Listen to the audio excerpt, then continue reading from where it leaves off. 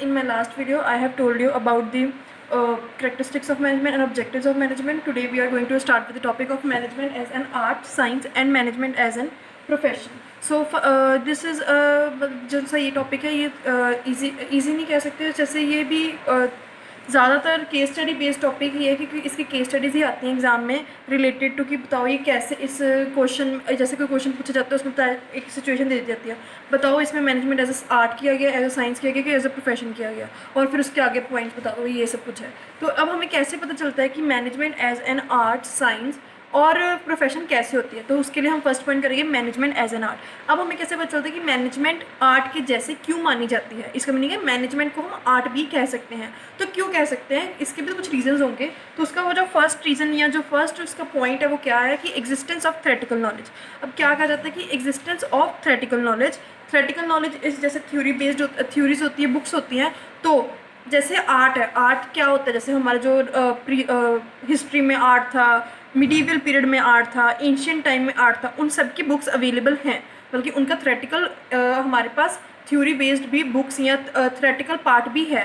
तो ऐसे ही हमारे पास मैनेजमेंट का भी है कि मैनेजमेंट की भी थ्योरी होती है, जैसे फाइनेंस की थ्योरी होगी, एचआर की थ्योरी होगी, सबकी थ्योरी होती है। तो मैनेजमेंट एज एन आर्ट इसीलिए कहा जाता है क्योंकि मैनेजमेंट में भी थ्योरी बेस्ड चीज़ें अवेलेबल होती हैं जो आर्ट में भी होती हैं, इसलिए हम मैनेजमेंट को एक आर्ट भी कह देते हैं।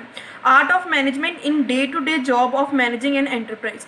अ सक्सेसफुल, अब जो सक्सेसफुल मैनेजर की पहचान क्या होती है, a successful manager has an art, उसके पास एक आर्ट होती है ऑफ मैनेजमेंट और मैनेजिंग, क्या मैनेज करना, डे टू डे जॉब, ठीक है, कि जो डे टू डे एक्टिविटीज़ या जॉब्स है उसको कैसे मैनेज करते हैं, मैनेजमेंट में ये पता चलता है, और ये एक सक्सेसफुल मैनेजर की निशानी होती है। तो इसलिए मैनेजमेंट एज एन आर्ट हम कह देते हैं। इसका फर्स्ट पॉइंट क्या बनता है, existence of theoretical knowledge. Second point क्या है, पर्सनलाइज्ड एप्लीकेशन। पर्सनलाइज्ड एप्लीकेशन क्या होता है, मीनिंग कि आप जो आपके पास थिंग्स अवेलेबल है या जो आपके पास इंफॉर्मेशन अवेलेबल है आप वो तो पुट कर रहे हो, बट उसके साथ साथ अपने भी कुछ इनपुट्स दे रहे हो या अपना भी कुछ माइंड लगा रहे हो, अपनी भी कुछ पर्सनलाइज्ड नॉलेज बीच में डाल रहे हो, तो उसको क्या कह देते हैं, पर्सनलाइज्ड एप्लीकेशन। तो इसमें क्या होता है कि a manager apply his acquired knowledge in a personalized and a unique manner। कि एक मैनेजर क्या करता है कि वो जो भी पढ़ता है या जो भी सुनता है, अब जैसे आप पढ़ रहे हो अभी ये मैनेजमेंट के बारे में, आपको पता है कि मैनेजमेंट कैसे अप्लाई करना है, तो आप भी अपना कुछ तरीका चेंज करके उसको अप्लाई करने की कोशिश करोगे। तो इसीलिए इसमें क्या कहते हैं कि manager apply his acquired knowledge in a personalised and unique manner. अपनी नॉलेज को अप्लाई करना इन अ पर्सनलाइज, अपने तरीके से एंड अलग तरीके से, कि आप हाईलाइट हो, पता चले कि आपने कुछ चेंज किया। तो उससे पता चलता है कि आर्ट में भी जब हम आर्ट बनाते हैं या कुछ ऐसे कुछ भी पिक्चर वगैरह बनाते हैं तो हम उसमें कुछ अपना ऐसा यूनिक फीचर डालते हैं जिससे वो डिस्टिंग्विश हो जाए दूसरे लोगों से कि हाँ उन्होंने ऐसी बनाई तो मैंने ऐसी बनाई। इसलिए मैनेजमेंट में भी ऐसा होता है कि अगर उसने ऐसे काम किया तो मैं उसको ऐसे भी कर सकता हूँ। तो इसके मतलब कि उसमें कुछ ना कुछ आर्ट जैसे फीचर्स हैं, तो मैनेजमेंट को आर्ट भी कह सकते हैं। और क्या होता है, manager formulates his own theories for use in a given situation. Manager पढ़ता है थ्योरीज, फिर उसको अपने तरीके से फॉर्मुलेट करता है हर सिचुएशन में कि कैसे कैसे ये फॉर्मुलेट होगी, ठीक है। और थर्ड पॉइंट क्या है, based on practice and creativity. Second point था पर्सनलाइज्ड एप्लीकेशन, थर्ड पॉइंट है based on practice and creativity. अब प्रैक्टिस जितने तुम एक्सपीरियंस्ड होगे उतनी तुम्हारी मैनेजमेंट अच्छी होती जाएगी, और अगर तुम बिगनर हो तो तुम्हें थोड़ी सी मैनेजमेंट में प्रॉब्लम आएगी, बट अगर तुम एक्सपीरियंस है तुम्हारे पास, तुम प्रैक्टिसली गोइंग ऑनली करी जा रहे हो, मैनेजिंग का काम करते हो तुम मैनेजमेंट में एक एक्सपीरियंसड होगे, एक परफेक्शन में तुम काम कर सकते हो। एंड क्रिएटिविटी तो आपको पता है कि आप अपनी खुद कुछ क्रिएटिविटी बीच में डाल सकते हो। इसमें क्या है, सेटिस्फाई दिस, ये क्राइटेरिया कैसे सेटिस्फाई करता है management, as manager gains experience. Manager को क्या होता है, एक्सपीरियंस होता है। Works through a combination of practice, कैसे वो काम करता है एक ऑर्गेनाइजेशन में, कम्बिनेशन ऑफ प्रैक्टिस के थ्रू क्रिएटिविटी क्रिएट करने की कोशिश करते हैं, नई चीज़ें इमेजिनेशन की, ऐसा सोच के कि ये कर सकते हैं, इनिशिएटिव लेता है वो और इनोवेशन से काम करता है। तो इसलिए ये सब चीज़ें हम आर्ट में भी करते हैं। उससे भी practice makes a man perfect कहते हैं, तो प्रैक्टिस से ही आप जब आर्ट बनाते हो, आप कहते हैं ना कि अगर पहली बार ट्राई नहीं ठीक, दूसरी बार ट्राई नहीं ठीक, तो आप 3-4 टाइम जब ट्राई करते हो तो वो ठीक बनता जाता है। इसी तरह मैनेजमेंट में भी एक बार गलती हो सकती है, 2 बार गलती हो सकती है, बट एक पॉइंट ऐसा आएगा कि तुम्हारी मैनेजमेंट बिल्कुल करेक्ट होनी शुरू हो जाएगी। तो ये सेम पॉइंट्स हैं जो आर्ट में भी हम पढ़ते हैं और हम मैनेजमेंट में पढ़ते हैं, इसीलिए हम कंपेयर कर लेते हैं कि मैनेजमेंट को हम आर्ट भी कह सकते हैं। ठीक है, तो ये तो आपका फर्स्ट पॉइंट।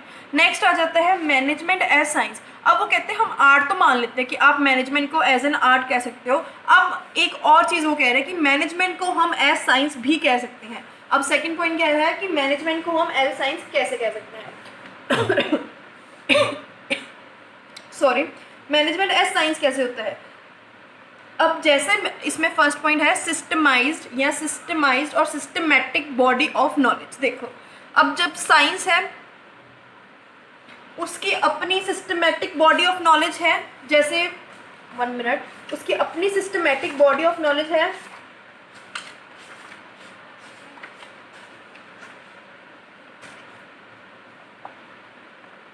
एज साइंस की अपनी सिस्टमैटिक बॉडी ऑफ नॉलेज है जहाँ से वो इंफॉर्मेशन या गेन करते हैं। ठीक है, इसी तरह जैसे मैंने उसकी है साइंस की, ऐसे ही मैनेजमेंट की भी खुद की सिस्टमाइज्ड बॉडी ऑफ नॉलेज है जिसमें उनकी खुद की थ्योरीज, वोकैबुलरी,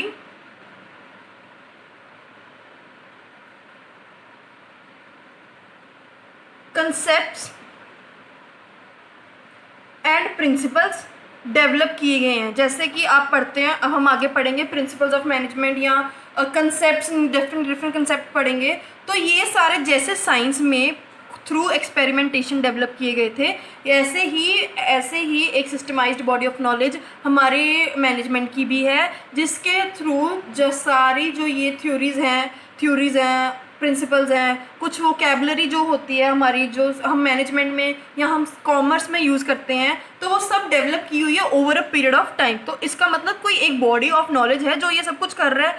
तो जैसे साइंस में ये सब कुछ होता है, वैसे ही मैनेजमेंट में भी ये सब कुछ होता है। So this feature of science is present in management. तो जो ये फीचर है साइंस का, सिस्टमाइज्ड बॉडी ऑफ नॉलेज, ये मैनेजमेंट में भी प्रेजेंट है, इसलिए हम मैनेजमेंट एज साइंस भी कह सकते हैं। Now next point is principle based on observation and experimentation.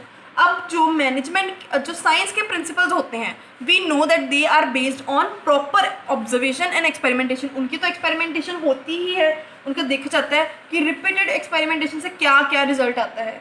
अब like science, the principles of management are derived over a period of time through observation and repeated experimentation. की जैसे science में, वैसे ही मैनेजमेंट के management principles are repeatedly observed and experimented। ठीक है, over time इनको रैपिडली ऑब्जर्व किया जाता है और एक्सरसाइज किया जाता है या एक्सपेरिमेंट किए जाते हैं। सो हम कह सकते हैं कि मैनेजमेंट किससे डील करता है। अब देखो इसमें क्या पॉइंट है, जो मैनेजमेंट है वो डील करता है ह्यूमन बींग से। ठीक है, ह्यूमन बींग से डील करता है। और ह्यूमन बींग्स क्या होते हैं, ह्यूमन बींग्स किस पे डिपेंड करते हैं, ह्यूमन बिहेवियर पे। मैनेजमेंट डील करता है ह्यूमन बींग्स से, ह्यूमन बींग्स डिपेंड करते हैं ह्यूमन बिहेवियर पे, एंड इनका जो आउटकम्स होते हैं दे वेरीज, जो आउटकम्स है वेरी करते हैं। जैसे फॉर एग्जांपल एक बंदा है, अगर आप उस पर कोई प्रिंसिपल अप्लाई करने की कोशिश करते हो, जैसे फॉर एग्जांपल आपके पास वर्कर ए है एंड वर्कर बी है, आपने वर्कर ए ने अपना काम कंप्लीट नहीं किया तो आपने उसे पेनल्टी लगाने की सोची। ठीक है, और वही काम वर्कर बी ने कंप्लीट नहीं किया तो आपने उसको माफ़ कर दिया। तो मतलब आपका डिफरेंट ह्यूमन बिहेवियर पे डिपेंडेंट था आपका डिसीजन, आपकी एक्सपेरिमेंटेशन, आपकी ऑब्जर्वेशन डिफरेंट ह्यूमन बींग्स के लिए अलग अलग है। क्यों, आपने कहा होगा कि ए तो काम वैसे भी नहीं करता तो उसको पेनल्टी, आगे भी काम गलत करते हैं उसको पेनल्टी लगाओ। बट अगर आपने कहा कि बी को पेनल्टी इसलिए नहीं लगानी क्योंकि उसने फर्स्ट टाइम गलत किया, तो अकॉर्डिंग टू योर परसेप्शन आपने देखा कि वो ऐसा बंदा और वो ऐसा बंदा है, तो आपका डिसीजन चेंज हो गया। इसीलिए इस पे हम जब मैनेजमेंट में होते हैं तो उनका आउटकम वेरी करता है हर टाइम। इसलिए जो ये वाला ये वाला जो पॉइंट है या ये वाली जो फीचर ऑफ साइंस है वो मैनेजमेंट पे अप्लाई नहीं होता, नॉट एप्लीकेबल। ये वाला फीचर एप्लीकेबल नहीं है, बिकॉज जब आप साइंस में एक्सपेरिमेंटेशन करते हो तो रिजल्ट हमेशा सेम आता है, क्योंकि आप रिपीटली करते हो तो वो रिजल्ट हमेशा सही आता है उसको, क्योंकि आप किसी फॉर्मूला सपोज आप किसी केमिकल को किसी दूसरे केमिकल से रिएक्ट कर रहे हो, तो वो ये नहीं होगा कि H को आप O2 से रिएक्ट करो तो H2O बन जाएगा, HO2 बन जाएगा, H2O ही बनेगा वो। तो ये इसका मतलब कि आप अगर अलग अलग कंबाइन कर दोगे तो इसका बनेगा एक ही। बट अगर आप बिहेवियर पे डिपेंड हो रहे हो, अगर आप ह्यूमन बींग्स पे डिपेंड हो रहे हो, तो आपको पता है human being are diverse, they are उन सबके अपनी परसेप्शंस है, सबके अपने अपने वो है माइंड सेट है, तो उस पर डिफर करते ही हैं। ठीक है, तो ये वाला प्रिंसिपल नॉट एप्लीकेबल है, ये वाला फीचर एप्लीकेबल है। ठीक है, next point is universal validity. Next point है आपका यूनिवर्सल वैलिडिटी का। यूनिवर्सल वैलिडिटी का मीनिंग क्या होता है? पहला कि जो ये प्रिंसिपल्स हैं या जो भी ये क्या कहते हैं, जो ये फीचर्स हैं या जो प्रिंसिपल्स ऑफ मैनेजमेंट होते प्रिंसिपल्स ऑफ साइंस होते हैं, उनके जो एक्सपेरिमेंट्स होते हैं, जो भी होता है, ये यूनिवर्सली एप्लीकेबल होते हैं। यूनिवर्सली एप्लीकेबल मीन्स कि हर जगह एप्लीकेबल होते हैं। Scientific principles and standardised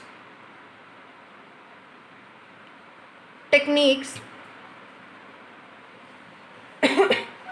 are applicable all over the world. ठीक है, हर जगह ये अप्लाई होते हैं, हर जगह यही लगने हैं। आप ये नहीं कि आज वाटर का जो फॉर्मूला बनाने का चेंज कर दोगे, कल कोई और कर दोगे, या बैलेंसिंग उनकी चेंज होगी, नहीं होगी, बिकॉज ये एक जैसे ही रहते हैं।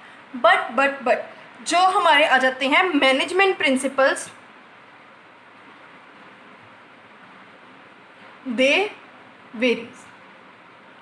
जो मैनेजमेंट प्रिंसिपल्स होते हैं वो वेरी करते हैं with the situation, with the conditions, with the attitude of the worker, with the attitude of the employees, with the attitude of the employer, with the situation, with the मतलब कि हर चीज़ से वो very करते हैं। तो आप ये नहीं कह सकते कि वो एग्जैक्ट सेम होते हैं, वो कभी सेम नहीं होते हैं। तो इसके प्रिंसिपल्स और ये जो भी एक्सपेक्टेशंस है वो डिफरेंट सिचुएशन में डिफरेंट होती है, बट साइंटिफिक प्रिंसिपल्स हमेशा सेम रहते हैं। तो ये वाला फीचर भी नॉट एप्लीकेबल हो गया मैनेजमेंट पे। ठीक है, तो दो फीचर हो गए आपके नॉट एप्लीकेबल, वन एप्लीकेबल हो गया। तो इसलिए इसकी एक लाइन बनती है कि you can consider principles of management as exact principles of science, कि वो एग्जैक्ट प्रिंसिपल ऑफ साइंस नहीं कि हर जगह वैलिड होंगे, ये कुछ हैं, प्रॉपर नहीं होंगे कह सकते। ठीक है, सो नेक्स्ट पॉइंट, ये तो हो गया आपके 3 पॉइंट्स इसके थे। 3 पॉइंट्स आपको मैंने कराया as an management as art के। अब नेक्स्ट टॉपिक है मैनेजमेंट एज प्रोफेशन। इसमें थोड़ी सिमिलरिटीज़ मिलेंगी आपको, या ये टॉपिक ही आपको इसमें थोड़ा सा लगेगा कि जी हाँ ये ज़्यादा है। देखो ये भी है, इसमें हम नहीं कह सकते साइंस में, बिकॉज साइंस में नहीं है, मैनेजमेंट में सॉरी। नेक्स्ट है प्रोफेशन। अब प्रोफेशन कहा जाता है, हम कहते हैं कि मैनेजमेंट को प्रोफेशन भी कहते हैं। पहला पॉइंट इसका क्या है? Well defined body of knowledge. Okay, well defined body of knowledge. हमें पता है प्रोफेशन की एक well defined body of knowledge होती है, जैसे लॉयर्स की अपनी होती है इंस्टीट्यूट, टीचर्स की अपनी होती है, कहीं से उनको टीचर्स का अपना होता है, और लॉयर्स की अपनी इंस्टीट्यूट होती है जहाँ से वो ग्रेजुएट की डिग्री मिलती है, उनको टीचर्स को अपनी मिलती है बीएड की, जहाँ से भी डिग्री मिलती है। तो लाइकवाइज मैनेजमेंट में भी सीए की डिग्री मिलती है आपको, एक प्रॉपर सीए की वो बनी हुई है, इंस्टीट्यूट है, chartered accountants institute of chartered account, ICAI,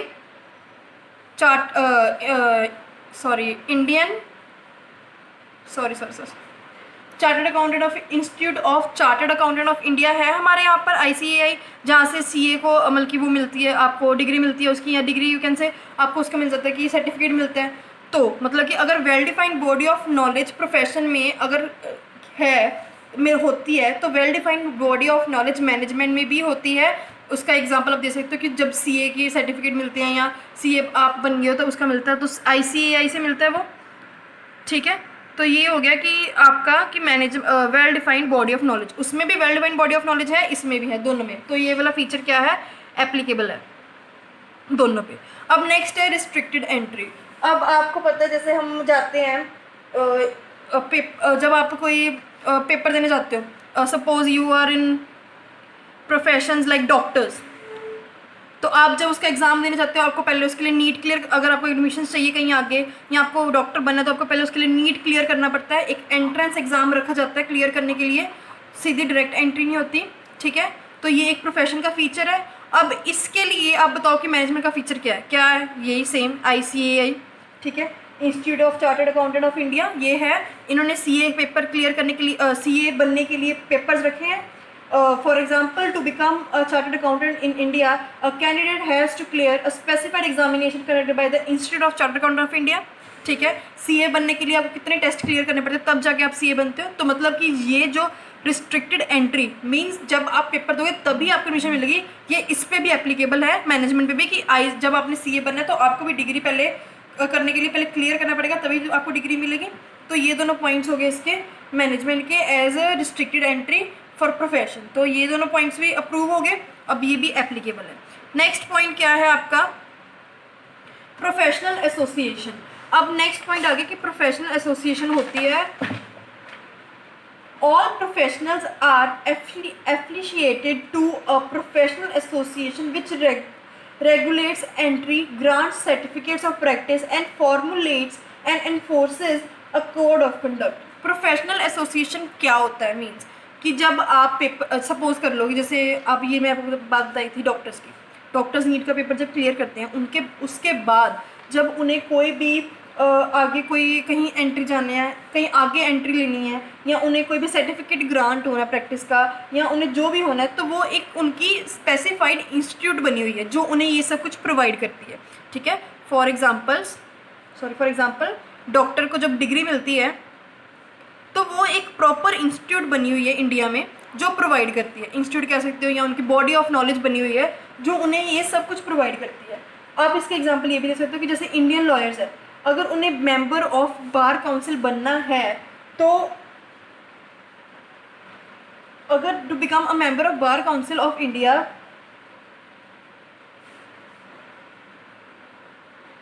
देखो अगर आप लॉयर हो इंडिया में, ठीक है, अगर आपको लॉयर बनना है इंडिया में तो आपको पहले क्या करना पड़ेगा, क्या बनना पड़ेगा, मेंबर बनना पड़ेगा council of India, bar council of India. Lawyer बनने के लिए पहले आपको बार काउंसिल ऑफ इंडिया में जाना पड़ेगा और बार काउंसिल ऑफ इंडिया का मेंबर बनना पड़ेगा, तब आप अपना लॉयर के में आगे प्रोफेशन चूज़ कर सकते हो। तो ये इसमें है, बट ये हमारे उसमें मैनेजमेंट में नहीं होता। मैनेजमेंट में आप जैसे मर्जी मैनेजमेंट कर सकते हो, बिकॉज अगर आप बिजनेस मैन हो तो आपको ये नहीं कि आपको किसी के अंडर जाकर काम करना पड़ेगा, आप खुद सोल प्रोप्राइटर अपना भी खोल सकते हो, काम कर सकते हो। तो ये वाला जो फीचर है ये नॉट एप्लीकेबल होता है। नेक्स्ट इज ये वाला जो है इज़ नॉट एप्लीकेबल।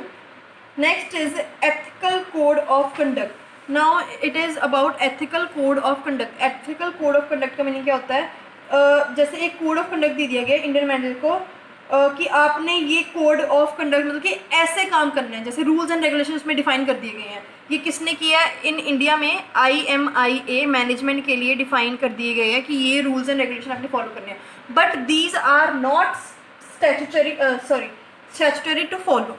ज़रूरी नहीं है करने हैं, बट कर सकते तो कर लो, मतलब ये है कि ये नहीं अपने करने ही करने हैं, कर सकते तो कर लो। और ये वाला जो एथिकल कोड ऑफ कंडक्ट है प्रोफेशन में, तो आपको करना ही पड़ता है। जैसे डॉक्टर का एथिकल कोड ऑफ कंडक्ट होता है कि जो मर्जी हो जाए आपने पेशेंट की जान बचानी ही बचानी है, अगर आप बचा सकते हो किसी भी हद तक तो उसमें तो करना पड़ता है। इसमें आपको नॉट स्टैट्यूटरी, कोई कंपल्शन नहीं है, करना नहीं करना, तो ये वाला फीचर भी नॉट एप्लीकेबल हो जाता है। Next is service motive. Service motive क्या है कि अभी हम कह सकते हैं कि मैनेजमेंट को हम प्रॉपरली सर्विस मोटिव नहीं मानते। Management is primary called for profit motive. ये एक बिजनेस शुरू किया प्रॉफिट के लिए, बट इन कमिंग टाइम ये प्रेजेंटली तो नहीं है, बट इन कमिंग फ्यूचर ये एक बन सकता है सर्विस मोटिव। ये एक्चुअली अभी सेकेंडरी मोटिव होता है मैनेजमेंट में सर्विस का, फर्स्ट मोटिव प्रॉफिट अर्निंग होता है। बट अब जैसे कि सिचुएशन चेंज हो रही है तो हमें सिचुएशंस जैसे अब चेंज हो रही हैं, जैसे हमेशा सर्विसेज को ज़्यादा प्रेफरेंस दी जा रही है, तो शायद कमिंग टाइम में मैनेजमेंट में सर्विस मोटिव प्राइमरी ऑब्जेक्टिव बन जाएगा। The basic purpose of management to help the organisation achieve its goals, उसका बेसिक पर्पस है कि गोल्स अचीव करो by providing good quality products at reasonable rates, thereby the serving the society is increasingly recognised. ये तो मतलब कि अभी हम करते हैं, मानते हैं, कई बार तो कई नहीं। देखो यार, दो सिचुएशन है, लोग बनाते भी हैं अच्छे प्रोडक्ट्स, लोग घटिया प्रोडक्ट्स बनाते हैं, तो मतलब कि ये एप्लीकेबल हो रहा है कुछ लेवल तक बट प्रॉपरली नहीं, तो ये नॉट एप्लीकेबल है अप टू सम लेवल। ये नहीं कि बिल्कुल ही नहीं, बट कुछ लेवल तक कई लोग नहीं प्रोवाइड करते हैं। तो ये तो आपके इसके पॉइंट्स हो गए।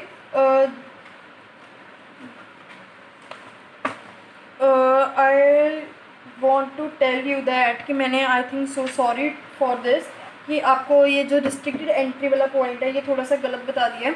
आप एक बार इसको प्लीज़ समझ लीजिए फिर से, कि जैसे हम कहते हैं कि अगर आपने, वैसे तो एंट्री टू मैनेजमेंट, अगर आपने मैनेजर बनना है इंडिया में तो आपको IIM